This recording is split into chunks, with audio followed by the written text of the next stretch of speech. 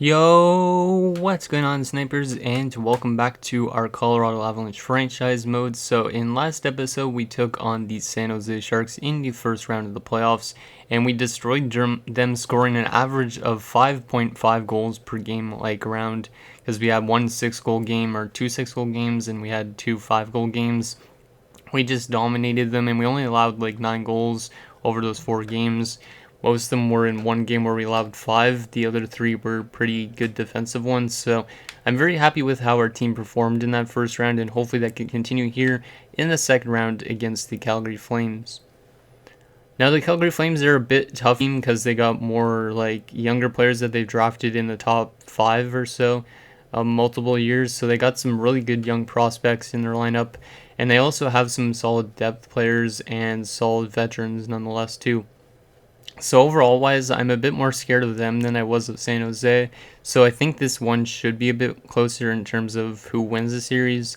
And also Calgary is actually doing pretty good going into the playoffs, so they must be a good team. So let's see what happens here in round number 2 as we have home ice yet again against these Flames. See if we could get onto that conference finals for the second straight season, I think. I think it's the second straight season. Or will the Calgary Flames get onto the conference finals for the first time in this build? Because this is the first time they've been in the Cup finals, or Cup playoffs anyways. Game number 1, first period, and it is scoreless. So definitely more defensive. I think actually last round there was a scoreless first period as well though. So doesn't mean anything just yet. Shots are tied 11-11. Second period, and the Calgary Flames have a 2-0 lead. That's not good. Ross Carter allows 19 shots as Jarome Iginla picks up a goal, and I think his name was Sean Nash, makes it 2-0, and that's a late goal too, so that one is kind of a ball buster unless we could come back here in this third period. Come on, boys. We have the experience, they don't. Let's come back and win this. If we lose game 1, it's fine though, because we could bounce back still, but this is not looking good. Final 5 minutes of this third period of game 1. And just as I said in the last episode, our offense is just going to dry up after having so much goals in the first round, and we lose game 1 by a score of 2-0. So Iginla with the goal and Nash with the other one. 3 stars in that game: Osgood, Carter, and Iginla. So a good performance from Carter, but just the offense didn't show up this time around, which is a bit of a surprise. Also, it sucks because Theo Fleury was injured in the last round, so he doesn't get to face his former team in the second round. But hopefully we can come through with some victories here, and then maybe he'll come back for like the conference finals or maybe the Stanley Cup finals if we get that far. Game number 2. This is a big game. We don't want to fall down 2-0 headed to Calgary.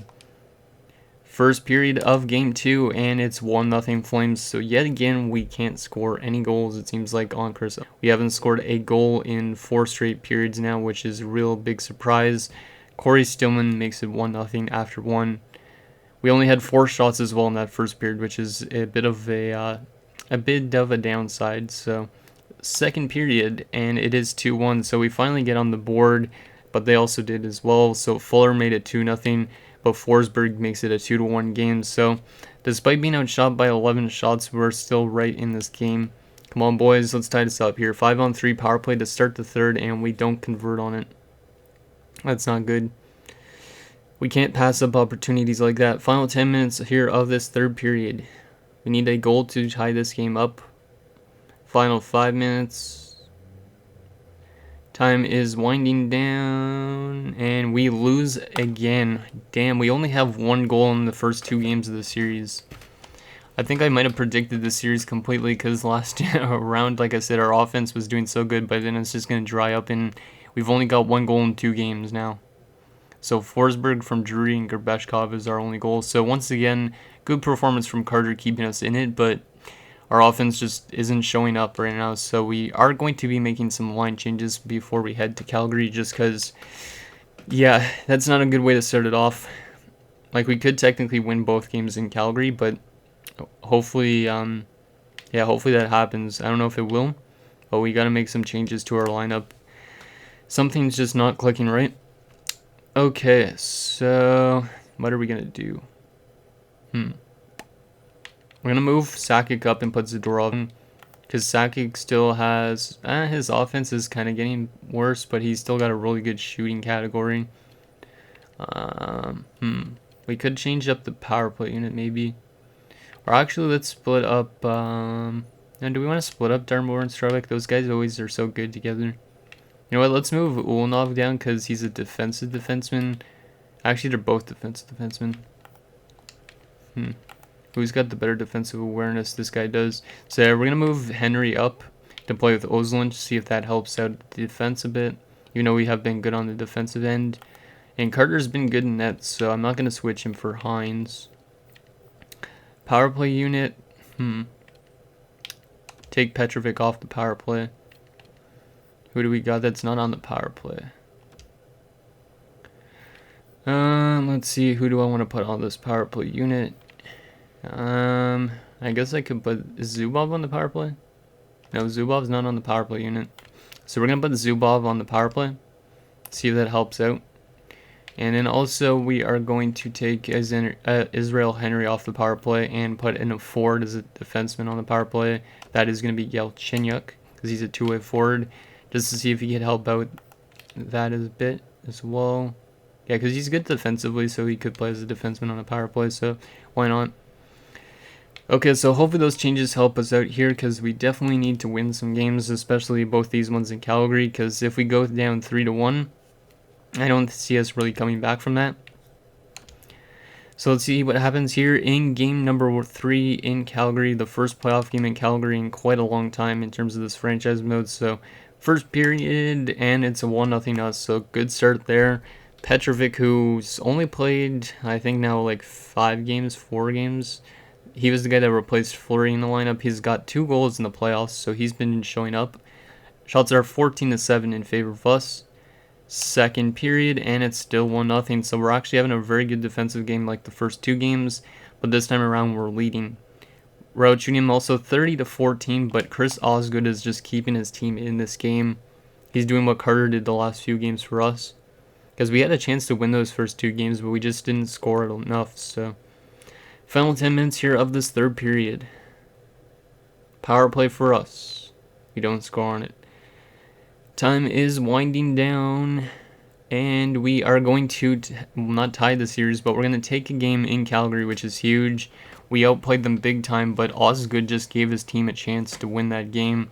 Shots were 42-25, but we only win 1-0, so our offense is still struggling a bit, but we still get the victory.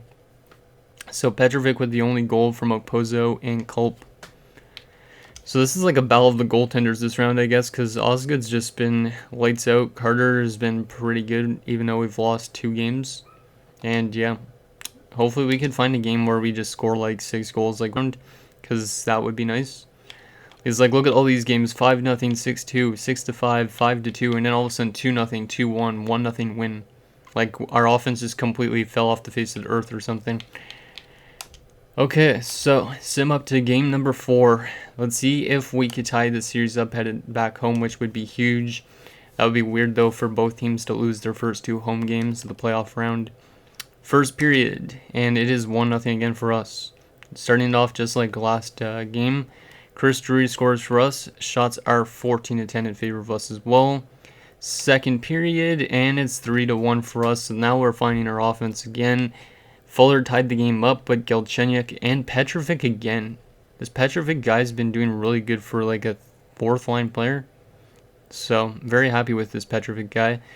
And we are a period away from this tying the series up, headed back home, which is very huge.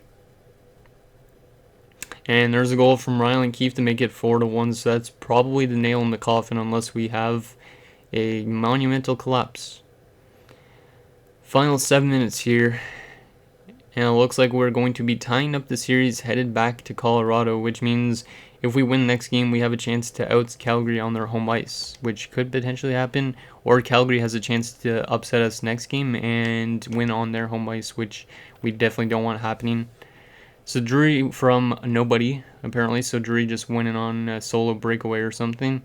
Galchenyuk from Zadorov and McArdle. Petrovic from Culp and Oslund. And Keefe from Sakic and Zubov. 3 stars, Carter, Galchenyuk, and Fuller. So Petrovic has actually been outscoring Ryland Keefe in terms of goals, which is really weird because a fourth liner outscoring a second liner is kind of a weird thing.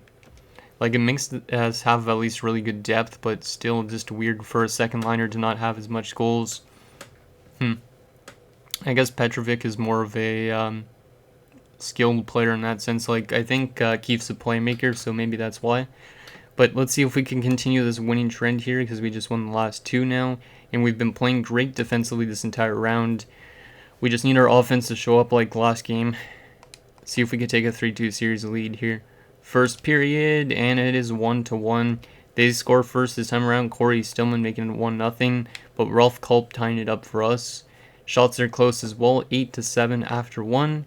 Second period, and it's 2-1 for us. Ryland Keefe, who just, as I was saying, wasn't scoring enough, has just scored for his second straight game. And we're up 2-1. Can we lock this down now? We need an insurance goal, and Strubwick gives it to us. 3-1 lead for your Avalanche. And there's a goal from Zadorov, so we're going to be taking a 3-2 series lead, which is our first series lead of this second round here. And we're going to have a chance to oust Calgary on their home ice. And once again, we're having a very good offensive game like we did in the first round, and a very good defensive game like what we've had through this entire series.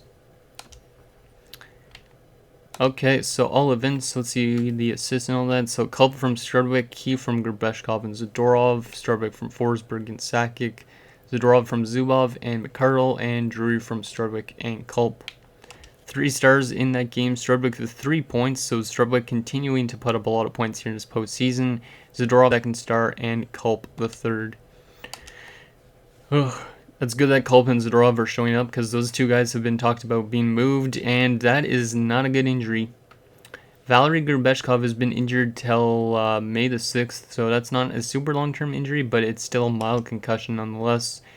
That's one of our top players. So Zubov, you're moving up. And then I guess we will move up Galchenyuk, and we'll move up Ralph Culp. And then on this fourth line, we will put in, who is our other depth guy? Oh yeah, it's a two-way defenseman. How good is your offensive awareness, Regula? 81. That's actually not bad. He could actually turn out to be a forward, Kebo guys. So we'll leave him as a forward, even though that's weird.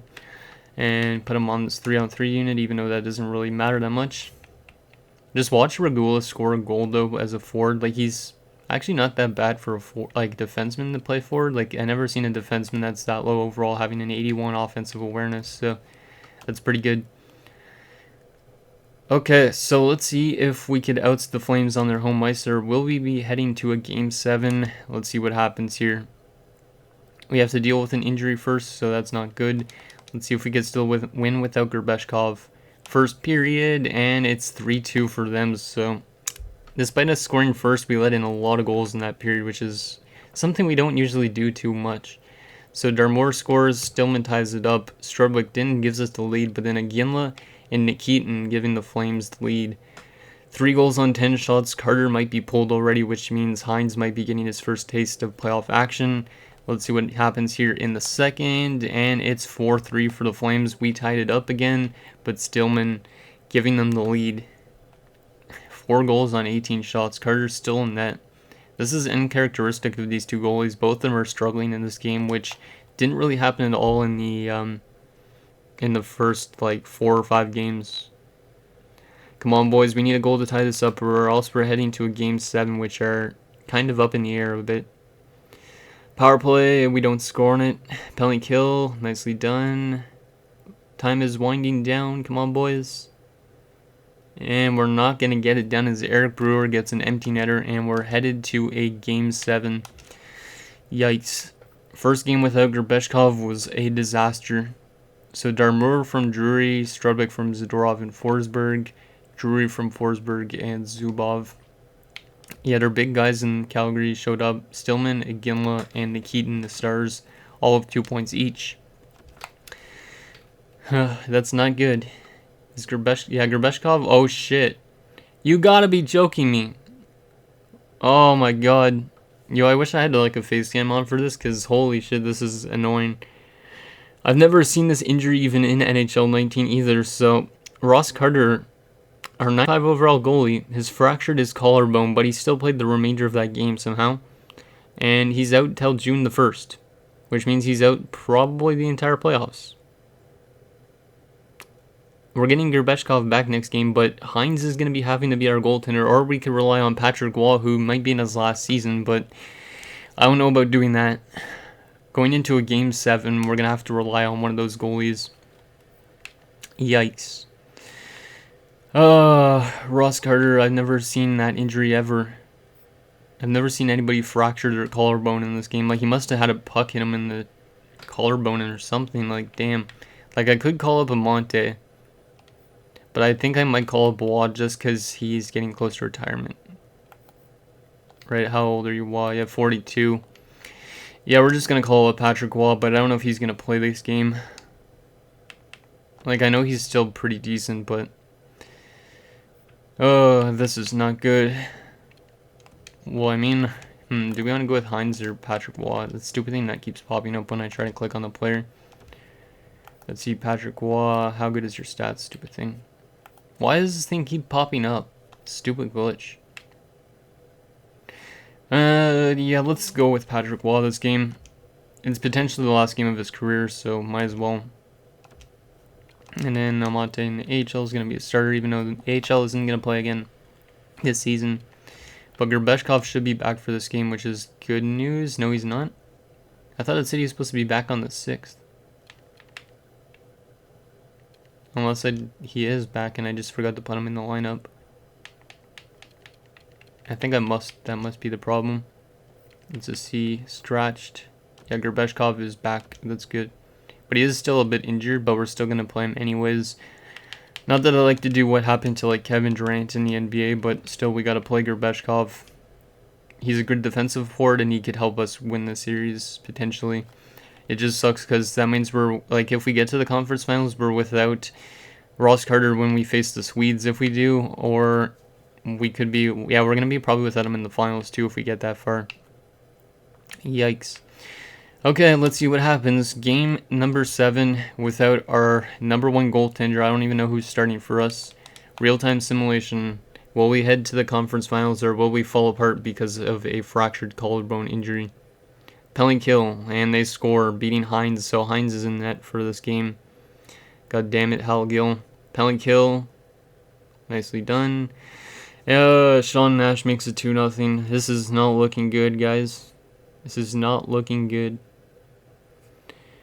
Hines is off to a good start, actually. 2 goals only on 15 shots, but our offense, 4 shots in the first period. You don't do that in Game 7. You just don't, especially on home ice. But Strudwick scores on our 5th shot to give us a chance here, 2-1 game. Come on, boys. We got to win this Stanley Cup this year for Ross Carter. And they scored a shorthanded goal. Beaupre making it 3-1. Penalty kill. Nicely done. We need a goal here to pull us within 1, please, boys. And we're not going to get that. So we're down by 2 goals going into the 3rd. We only have 12 shots throughout 40 minutes of play. I don't think back from this, but barring a miracle, we could potentially still come back. Come on, boys. Just 2 goals. Tie it up. Bring it to OT and maybe have a chance. Final 10 minutes, and Zadorov gives us a 1-goal game. Penalty kill. Huge penalty kill, and they scored. God damn it, Hal Gill. And Fuller makes it 5-2, and we are going to be eliminated in the 2nd round of the playoffs. More than likely due to that injury, at least I'm going to say it is, because that injury, yeah, that's probably due to that injury. Like, Hines did all he could to keep us in that game, but our offense didn't show up as well. That blows, so we don't repeat as champions. Strudwick gets a goal from Keith, Zadorov from Galchenyuk, and McCardle, but the Flames are off to the conference finals, so congratulations to them. And Zadorov also got 3rd star in that game, not bad. Oh, that blows. That really blows. So Calgary and Sweden, one of those 2 teams are going to the Stanley Cup finals against Czech Republic or Montreal, so we might have an all-European final, which would be pretty enticing, because none of those 2 teams have been that far in this season. And I do think we actually have the Czech Republic's 1st round pick this year, so it might be at number 31 overall. So, player stats for the playoffs. Strudwick was over point per game. Drury is also over point per game. Everyone else was below that. Like, we had some very good defensive games because all of our guys are almost plus. And except for Regula, he's a -1. But yeah, just that injury to Carter. He was really good, and I don't know if it's because Patrick Waugh disappeared. No, I think Patrick Waugh still is going to be retiring this season, which is also a big blow because he didn't get the play any. Hines didn't do the greatest when he played, but he tried his best. Hopefully he gets some good growth in the offseason so we have a better backup for next season. Okay, so let's sim to the draft, find out the awards and all those retirements. Hopefully we didn't lose too many big players because we do have a lot of guys that could retire this year. Sakic as well, Fleury, who else? Ozolin potentially. A lot of guys could be going down this year. And then we're going to have to figure out what to do in replacement. So Fleury's back, but we're just going to go best lines because he's not even going to hit the plate. It's like, hey, you're back, but you're going to be going to a retirement home, probably. And Carter's back as well. Oh, okay. So we should be almost there. Who is going to win the Stanley Cup for the 27-28 season? This is going to be a European team for the first time. And yes, it is. Congratulations to the Czech Republic Czechs and being the first ever European team to win a Stanley Cup. And the Hershey Bears win the AHL. So, yeah, trading for their first wasn't that bad. And Adam Foote might have been on that team, actually, too. Now that I think of it, unless he was traded again. Let's take a look, actually, at the Czech Republic Czechs player stats for the playoffs, out of curiosity. I just want to see if any former players were there. So, was Adam Foote a Stanley Cup champion again? No, he was not. Unless he's a depth guy on their team. He might have been on their team still, or in the AHL. But anyways, the Czech Republic Czechs are the Stanley Cup champions for the 2028 season. Interesting. Let's see other awards. Meant to go there first.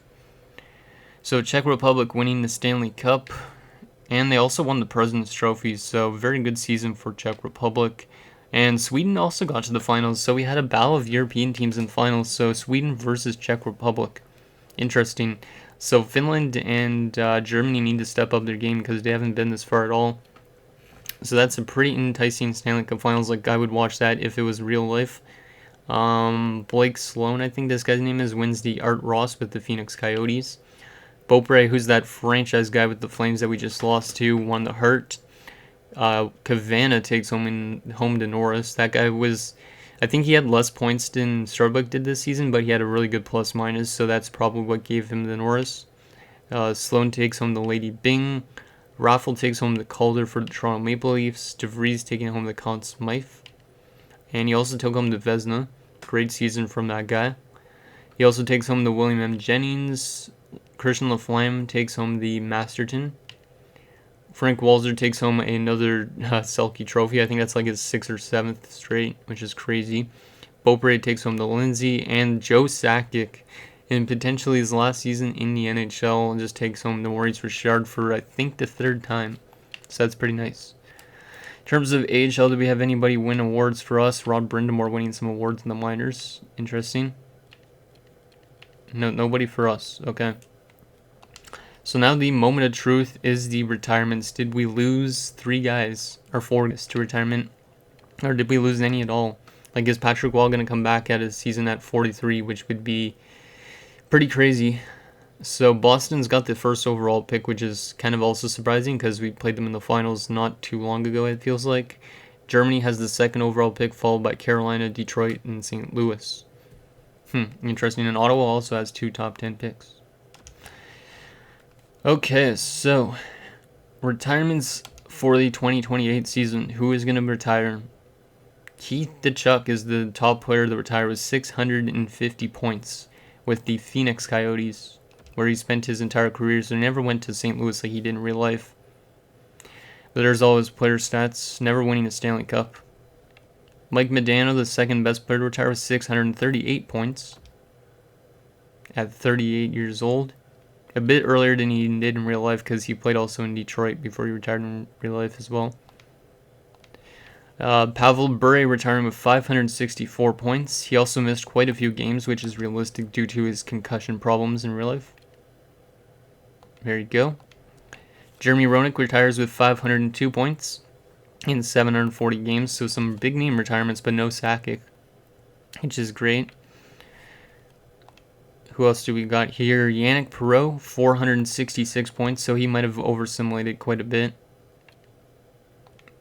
Never winning a Stanley Cup.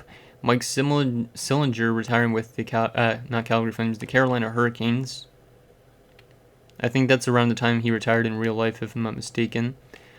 Vincent Damphousse retiring with the New York Islanders. I think that's quite a bit later than he retired in real life. I think he retired like 06 or 07 in real life. Jeff Sanderson retiring with 362 points with the Rangers and quite a few other teams probably. Martin Gelinas retiring with the Detroit Red Wings, also 362 points. In real life, I think his last season was with Nashville. Keith Jones retiring with the Mighty Ducks of Anaheim, a former Colorado Avalanche person in real life too. And I know I keep saying real life.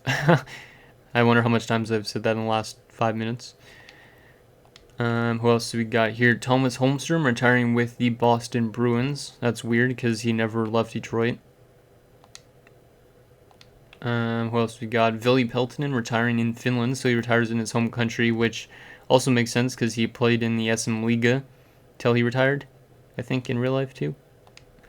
Kirk Maltby retiring with the Detroit Red Wings, so he spent his entire career there, which is almost realistic because he also, in terms of real life, he also played in Edmonton. Dallas Drake retiring in Germany. Don't think he ever played in Germany in terms of real life stuff as well. Martin Projaska retiring in St. Louis. This guy obviously doing a lot better than he did in real life because he never played in the NHL, I don't think, much in his career. Patrick Poulin, who is the father of Samuel Poulin, who just got recently, retiring with the Germans. Sean Hill retiring with the Penguins. Patrice Brisebois retiring with the Washington Capitals. I think that's around the same amount of time, or around the same time he retired in real life too. Peter Ferraro retires with 147 points as a free agent. Hadn't played in like 2 seasons. Miroslav Holinka also retiring as a free agent. Hadn't played in like 3 years. Drake Barahowski retiring with the Nashville Predators, so he stayed in Nashville this entire build. Ty Domi retiring as a free agent. Interesting. Quite a physical player. Eric Lacroix retiring also as a free agent. Think he played for Colorado at one point, if I'm not mistaken. Aaron Ward retiring with Detroit, so he stayed in the entire bill as well. Which means he won a few cups, because Detroit won like 2 in this. Ian Moran retiring with Detroit as well. So Detroit's been suffering a lot of retirements the last few seasons, which means they keep signing old guys or something. And they don't have good prospects yet. Dalton Brashear retiring as a free agent. I think that's also around the same time he retired in terms of real life stuff. And Aaron Miller, a former player of ours, retiring with the Pittsburgh Penguins. He was playing in the AHL a couple years ago, apparently. Must have been a depth guy the other time. Chase Lang's not a guy I made. Jamie Pusher, retiring with the Los Angeles Kings. Actually played till the last season, so he didn't drop off quite a bit, which is weird. Who else do we got here? Clint Denning, Greg DeVries. That guy also played with us in year number 1, I think. Yeah, he was in the AHL last year, but he was a free agent this season. Brett Hedican, also a free agent retirement. Also in the AHL last year. Jason Marshall retiring with the Toronto Maple Leafs. Not much of a point man. Jeff Nielsen, former Anaheim Mighty Duck. Retiring with not a lot of points. Christoph Oliwa, the enforcer, retiring in Finland. He actually played in the AHL the last 4 seasons. Wow. Okay. An AHL veteran.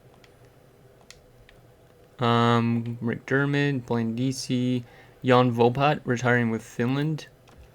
Another guy that didn't play a lot of NHL experience in real life, like he played with Nashville. I think he only played like a couple games. Gambardella, Patrick Cote, that's another player I made, a physical guy. Holy crap, 250 penalty minutes in the AHL. Probably pummeling kids to the ice. Giovanni Fiore. I think that's it for I think that's it for guys I made. Just gonna go to the bottom of the list just to make sure, because I don't want to miss anybody, because I'm keeping track of all of this. I think that is it for guys I made in terms of forwards. And we go on to goaltending, which could result with Patrick Waugh. Yep, that is it for guys I made. In terms of goaltending, no, Patrick Waugh did not retire, so he's coming back at 43, so I guess we'll just keep re-signing him for the AHL. But Fissett retires, former Colorado Avalanche, but not with us. Retiring with the Los Angeles Kings, 268 wins in his, I don't know how many seasons he spent with them. Okay. Roman Chikmanik retiring with the St. Louis Blues. I kind of wish this guy played a lot more in real life in terms of the NHL, because he only played like 3 seasons. And then he went back to Czech Republic. Guy Hebert retiring, 176 wins. Hadn't played in 3 years. Dominic Roussel retiring with the Pittsburgh Penguins, 153 victories. Was playing in the AHL this last season. Corey Hirsch retiring with 95 wins. Former Vancouver Canuck. And that is it. Okay, so we didn't actually suffer any retirements, which is really kind of like shocking to an extent, because a lot of our guys are getting up there in age, like Sakic as well. Like, let's take a look at our contracts, see how old those guys are now. Like, Forsberg's 34, so he could be on the way out in the next couple of seasons, in terms of retirement at least, because we're not going to be trading him. Sakic, 38, so in real life, Sakic retired in the 2008-09 season, so he might come back for one more year, technically. Ozolinsh, he's getting very close to retirement as well. Fleury, yeah, I don't know if I'll bring back Fleury, because we might want to play AHL guys instead, because we do have like Pierce, who's very close to being in the NHL, or should be in NHL next year. And then Patrick Wall's 43 now, I think. Yeah, Patrick Wall's going to be 43 next year, so I don't know. He might just come back for the AHL. Let's see our progress with our youngsters. So DiPietro up to a 71. That guy we drafted in the 6th round, he's growing pretty well. Same with Jokela. Yeah, we're getting some good progress with our youngsters, which is nice. So anyways, guys, that is going to do it for this episode of our Colorado Avalanche franchise mode. So in next episode, we will take it to the off season, and we're probably going to have to do a bit of retooling in terms of our veterans and our youth, and kind of get our lineup set again. And hopefully we can make one more run for Stanley Cup with like Joe Sakic and those type of guys. So let me know what you guys think, and I'll see you guys next time.